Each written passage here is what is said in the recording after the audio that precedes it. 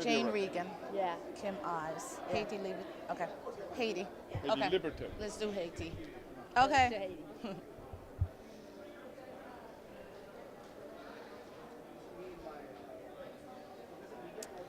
And welcome back. This is Rosa Clemente, and we're here at the National Conference on Media Reform in Boston, Massachusetts. This is Free Speech TV. We're streaming live on freespeech.org, and no conference or conversation is ever complete without talking about the first Black republic in the Western Hemisphere, and that's Haiti. And, standing next to me is Kim Ives, well-known, so respected. I mean, I don't even think Kim knows the level within the hip-hop political community, that you've given us so much information, and the work that you've done is incredible. And we have Jane Regan here from the organization again. Well, the name is Haiti Grassroots Watch, and but I feel a little bad that I'm speaking in the name of the first Black republic, and I'm obviously not very Black. Oh, that's okay.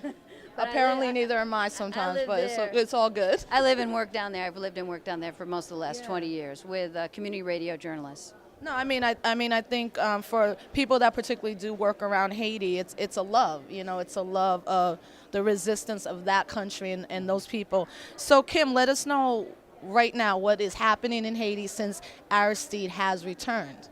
Well, Haiti now is experiencing really Duvalurist restoration, I'm afraid to say. We're really returning to 1986 when the Duvalurists were in control and the Lavalas was in the resistance.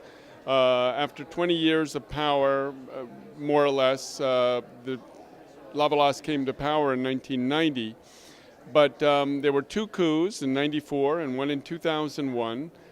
Which basically drove the movement's symbolic leader, Jean-Bertrand Aristide, into exile. And even though he's returned at a point when Michel Martelly, a compas musician who really has Duvalurist inspiration, is taking the reins of power in conjunction with U.S. Interests behind him. So we're looking to a period which is going to be very difficult, a lot of struggle.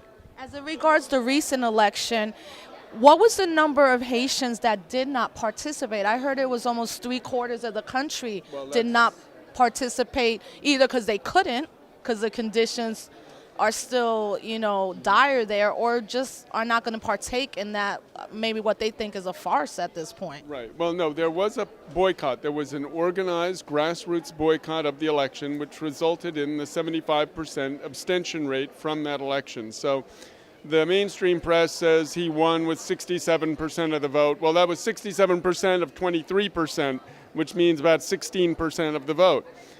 So it's hardly a large mandate.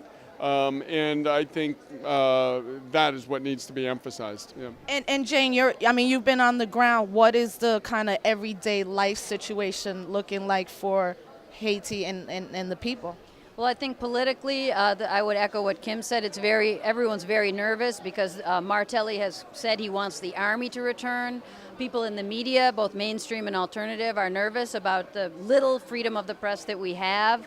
And then if you add on top of that the fact that we basically have an army, an occupation army, the UN is there.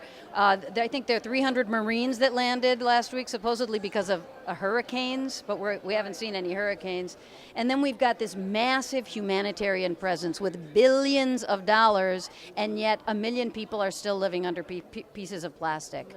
So it's a very complicated situation. I would ask free speech viewers, if they want to know more, to read Haiti Liberte, to go on the website of Haiti Grassroots Watch, and if they've given money away to charities or Red Cross. The American Red Cross stop now? Anybody. Well, yeah, stop for now and do some research. Find out, what have they done? Ask your local Red Cross chapter. Well, if I gave $10, where did it go? If it's the United Way, if it's USAID, your tax dollars are going to fund a whole bunch of stuff in Haiti, which isn't necessarily good for the Haitian people. So I'd say if you're a U.S. citizen or a U.S. resident and you want to know, there's ways to find out and there's ways to help. Well, Jane Regan and Kim Ives, thank you so much for taking time out to be with us and give us an update, a really on-the-ground update of what's happening in Haiti. This is Free Speech TV. I'm Rosa Clemente. We'll be right back.